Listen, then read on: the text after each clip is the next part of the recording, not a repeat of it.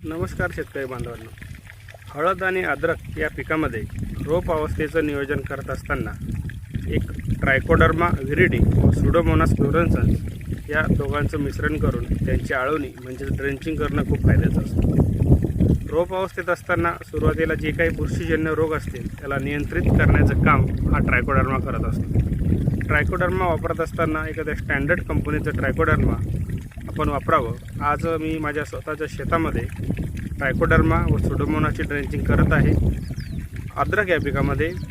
तर आपण आनंद agro care या कंपनीचं ट्रायकोडर्मा व्हिरिडी डॉक्टर डर्मस या नावाने येतं। त्याचे रिझल्ट खूप सुंदर आहेत, हे आपण वापरायला निश्चितच हरकत नाही। त्याचबरोबर आपण आनंद ॲग्रो केअरचंच सुडोमोनास फ्लोरेन्सन्स नावाचं जे डॉक्टर बॅक्टो फ्लोरो 4K या नावाने मार्केटमध्ये उपलब्ध आहे। या दोन्हींची जोडी ट्रायकोडर्मा व्हिरिडी व सुडोमोनास या दोघांचं मिश्रण आज आपण ड्रेंचिंगच्या माध्यमातून आपल्या या अद्रक पिकाला देतोय। कुठल्याही घटकाची ड्रेंचिंग म्हणजेच आपण आळवणी ज्यावेळेस करतो त्यावेळेस ते मिश्रण व्यवस्थितरित्या बनवणं खूप महत्त्वाचं असतं। आपण या डाल्यामध्ये साधारणतः 10 ते 12 लिटर पाणी घेतलं आहे। त्यानंतर आपण ट्रायकोडर्मा व्हिरिडी यामध्ये सोडतोय की जे लिक्विड फॉर्ममध्ये उपलब्ध आहे।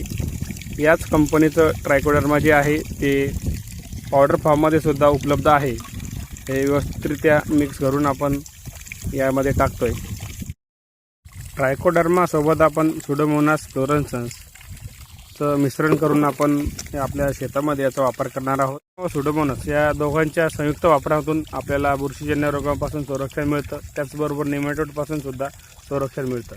ट्रायकोडर्माचा व जो काही सुडोमोनास आहे त्यांचा जर आपण लेबल क्लेमचा विचार केला तर यामध्ये रूट नॉट निमॅटोड जी काही मेलॅडोगायनम स्पेसीज आहे त्यापासून नियंत्रण मिळतं। त्याचबरोबर फ्युजेरियम विल्ट जी आहे त्या विल्टचा सुद्धा बऱ्यापैकी बंदोबस्त आपल्याला या दोन जैविक औषधांच्या माध्यमातून झालेला दिसतो। ट्रायकोडर्मा व सुडोमोनास यामध्ये टाकल्यानंतर याला काडीच्या सहाय्याने व्यवस्थितरित्या आपल्याला हलवून घ्यायचं आहे। हलवत असताना एक काळजी आपल्याला अशी घ्यायची, एकदा घड्याळच्या दिशेने म्हणजेच क्लॉकवाईज साधारणतः 2 मिनिट आपल्याला ते हलवायचं आहे। त्यानंतर थोडंसं स्टेबल झाल्यानंतर घड्याळच्या विरुद्ध दिशेने म्हणजे अँटी क्लॉकवाईज आपल्याला ते व्यवस्थितरित्या हलवून घ्यायचं आहे।